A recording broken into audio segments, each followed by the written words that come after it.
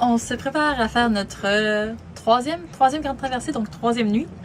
On est à la baie de Samana, en République dominicaine, et on part vers Turks and Caicos. En fait, c'est la première petite île de Turks and Caicos qu'on va frapper. On va s'arrêter parce que c'est une traversée de 36 heures. Donc, on part demain matin 6 heures et on devrait arriver à 6 heures du soir le lendemain. C'est très comme une rose. On fait la traversée avec Grand Pas, je sais pas si on le voit. Caméraman, filmé Grand Pas, qui est un bateau totalement identique à nous. C'est très drôle, c'est la Méléto 361 de la même année. Donc c'est vraiment le même bateau, ils ont la même taille de voile. Ils sont super sympathiques, c'est des Québécois.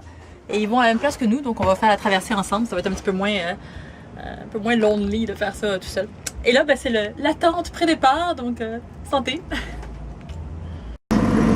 Donc il est midi, première journée.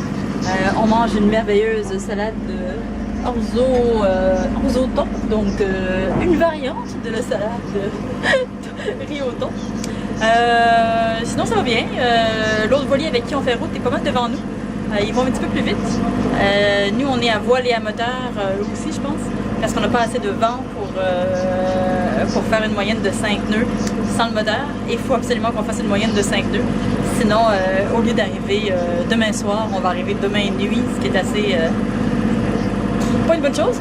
Donc malheureusement, le doux bruit que vous entendez, c'est le moteur qui nous accompagne possiblement pendant encore plusieurs heures.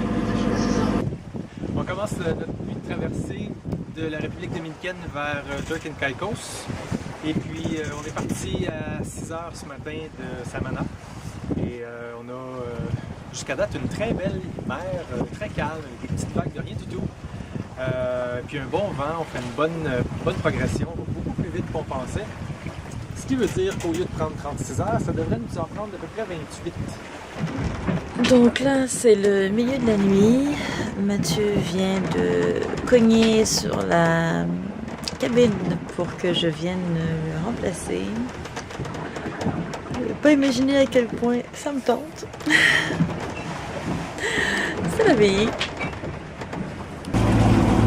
On arrive dans 2 heures à peu près.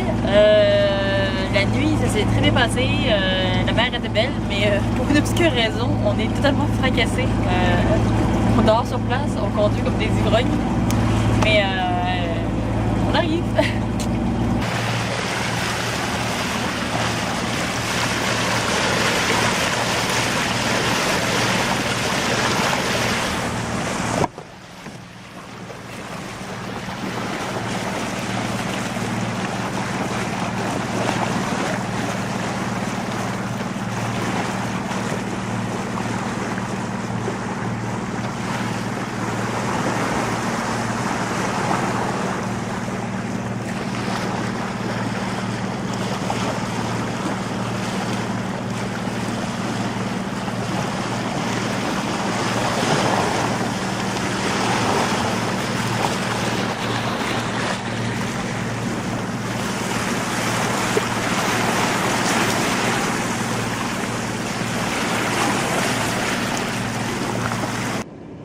Voilà, on est arrivé 36 heures plus tard, petit paradis terrestre avec de l'eau totalement turquoise et on est au milieu de nulle part. C'est un caillot, c'est une petite lande de sable qui sort de terre.